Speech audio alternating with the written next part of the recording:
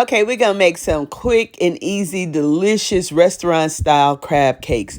All of this you should have in your cupboard or refrigerator, but get some good mayo. Get you some good mustard with a little spice kick or a little sweetness. You gotta keep you some Worcester sauce, a splash of lemon, some garlic powder, an egg.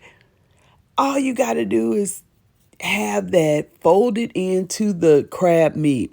I like to get a good lump crab meat. Now, this is the one that I get from Walmart or Kroger. Walmart and Kroger, I think, have the same brand. Publix has a different brand. But all of it that's in the seafood section and it's sealed, vacuum sealed, it's really good. Fold it all in there with the mayo, good mayo. And then you got to have you some breadcrumbs.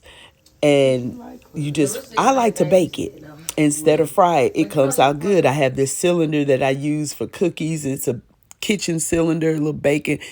And I like it. This one was a little too big for me. I should have used the smaller one, but I really like how it comes out. I don't like a lot of filler.